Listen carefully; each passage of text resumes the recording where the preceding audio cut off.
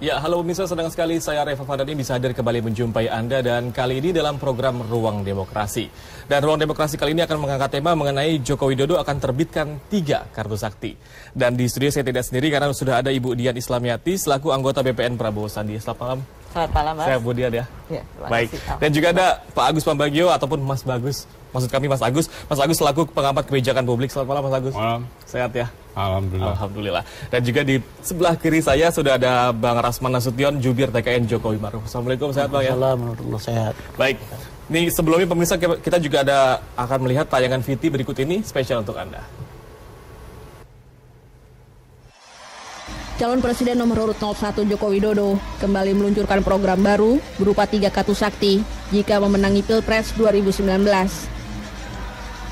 Saat menyampaikan pidato kebangsaan di Sentul International Convention Center Jawa Barat pada Minggu 24 Februari 2019 lalu, Jokowi menunjukkan kartu sembako, kartu Indonesia Pintar Kuliah, dan kartu prakerja. Hal ini sebagai lanjutan dari program KIP atau Kartu Indonesia Pintar, serta KIS atau Kartu Indonesia Sehat yang saat ini tengah berjalan. Kartu sembako murah diperkenalkan karena Jokowi melihat masih banyak rakyatnya yang hingga saat ini kesulitan mendapatkan sembako dengan harga yang terjangkau, terutama mereka yang berpenghasilan rendah. KIP Kuliah akan melengkapi program pendidikan beasiswa, afirmasi, dan bidik misi di tingkat perguruan tinggi. KIP Kuliah ini juga diharapkan dapat membantu masyarakat untuk menyelesaikan kuliahnya hingga S1. Sementara kartu prakerja untuk memberikan layanan pelatihan vokasi, meningkatkan atau memberikan pelatihan bagi yang belum bekerja, bagi yang sudah bekerja, dan akan berganti pekerjaan. Lewat kartu ini Jokowi ingin memastikan warganya mempunyai keterampilan kerja yang mencukupi. Akan kita luncurkan untuk memberikan layanan pelatihan vokasi, untuk scaling, untuk reskilling, dan untuk upscaling. Ini pelatihan vokasi untuk meningkatkan keterampilan bagi yang belum bekerja, bagi yang berstatus sebagai pekerja, dan juga bagi yang akan berganti pekerjaan. Tahun 2019 ini ditargetkan kita akan melatih kira-kira 500.000 orang di layanan-layanan pelatihan vokasi. Tahun 2020 kita targetkan 2 juta orang peserta pelatihan akan kita kerjakan. Dengan program kartu sembako murah seperti ini, nanti akan ada kartu sembako murah seperti ini.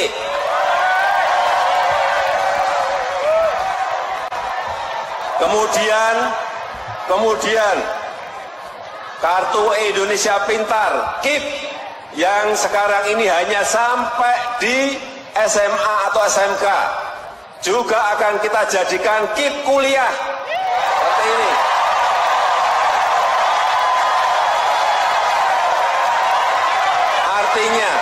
Artinya kartu Indonesia Pintar, KIP kuliah ini akan dapat membantu biaya pendidikan.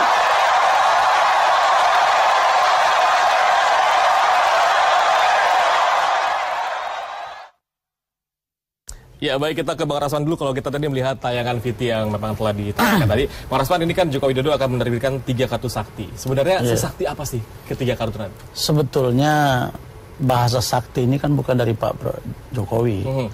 Ini para media yang mengungkap bahwa ini ada kartu sakti.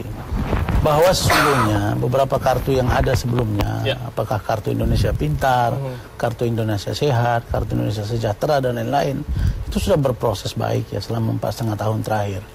Nah sekarang beliau mungkin melihat bahwa ada perkembangan yang signifikan untuk juga meningkatkan atau memberi tambahan kartu sembako murah tadi.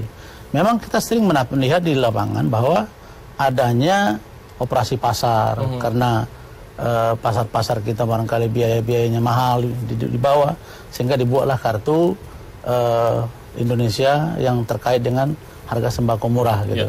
Karena memang kita sering membuat operasi pasar sembako murah gitu. Kemudian tentang pendidikan, saya kira ini appreciate ya, bahwa kita selama ini mewajibkan sekolah sampai SMA sekarang, kartu Indonesia Pintar sekarang sampai kuliah gitu, ditanggung jawab. Saya kira pelan-pelan itu akan menjadi sesuatu yang baik untuk bangsa ini. Dan kita penting sekali mengetahui bahwa sebanyak-banyak sumber daya alam kalau tidak dikelola oleh sumber daya manusia yang baik, maka pengelolaan sumber daya alam itu akan sulit untuk diwejantahkan.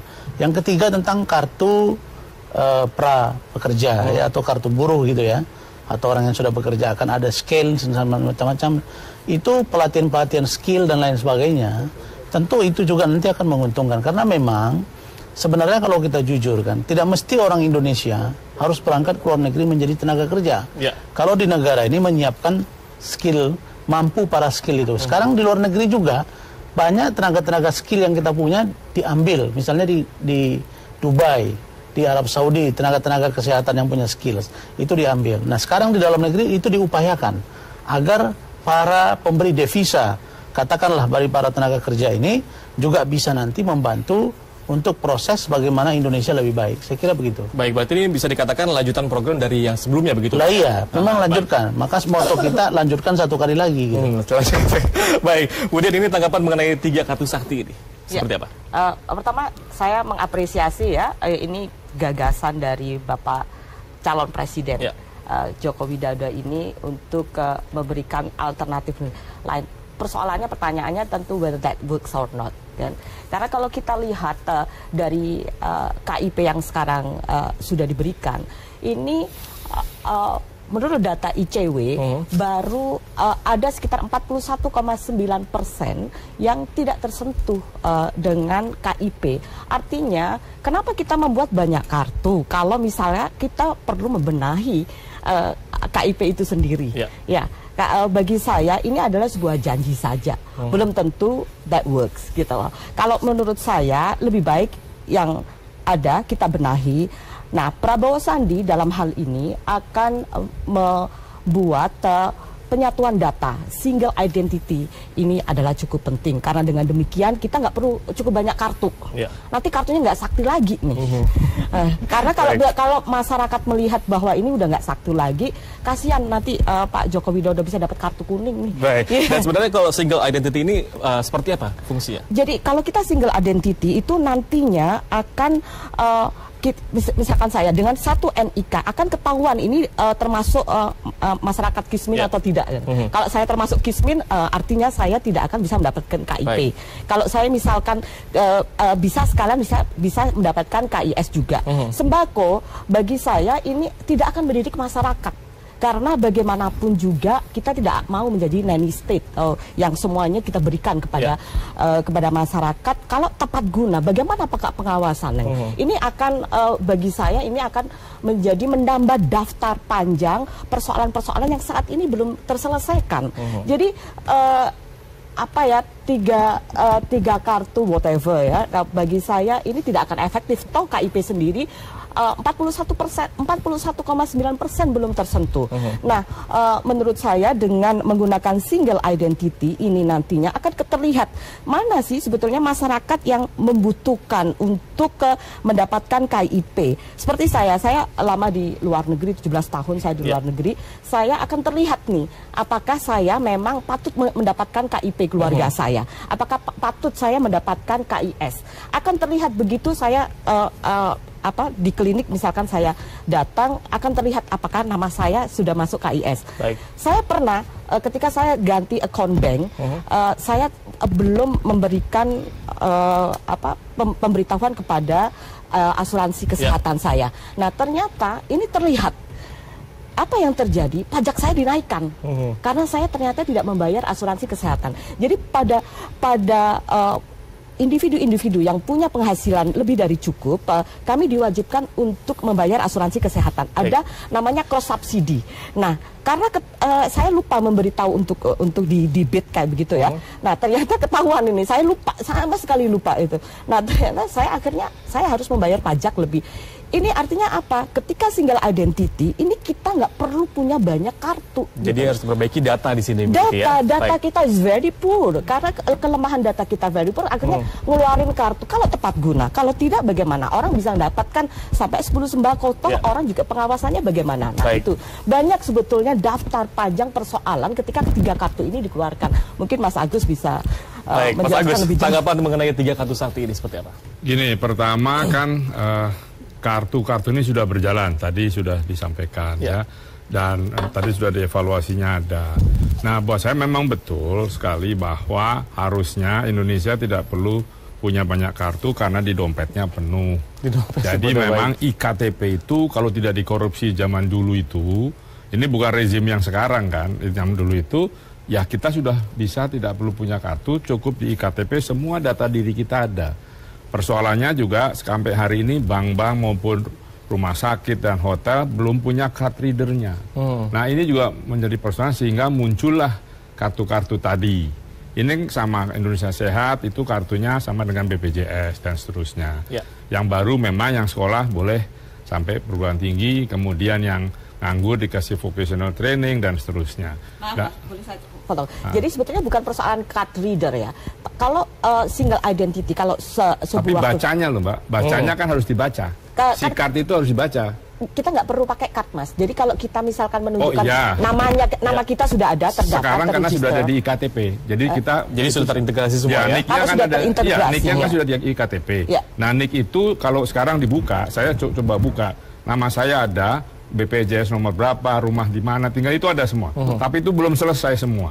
Nah, tetapi di setiap tempat pelayanan publik itu harus ada yang bisa baca kartu itu. Kita masih pakai RFID, belum lanjut seperti di beberapa negara. Jadi itu dibereskan. Kalau itu dibereskan nggak perlu. Satu, kedua memang kan dari sisi 01 di grassroots-nya kalah dengan 02. Sehingga kartu itu memang pikiran cerdas untuk mengangkat semua nanti kalau kepilih dia akan kasih. Kalau terpilih ya Mas. Ya kan ini saya harus di tengah nih, saya kan non partisan. Maksud saya itu pikiran cerdas karena sulit menyamai di grassroots-nya. Nah, jadi itu yang dipakai dan itu memang menarik. Itu ya, idenya ide menarik, ide bagus untuk saat ini. Baik, Pak Rosman tadi Budian sempat mengatakan bahwa apakah memang ini sebuah janji saja apa seperti apa ini? Saya kira Pak Jokowi nggak berjanji.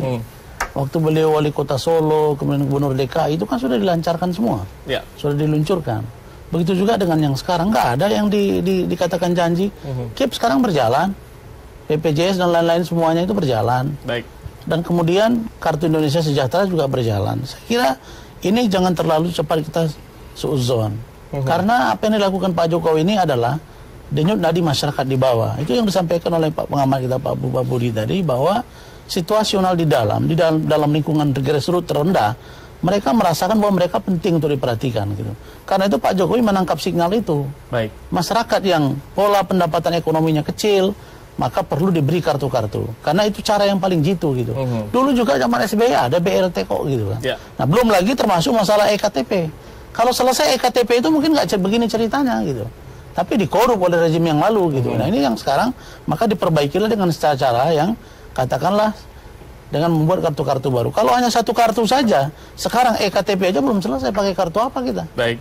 Itu jadi akan sulit, tidak hanya janji gitu. tapi dijalankan. Ini dijalankan, ya, tidak ada yang kita janji. 41,9% yang belum Enggak, itu kan data artinya pemirsa kami artinya akan sebetulnya program kami ini tidak di berjalan. Ruang Demokrasi.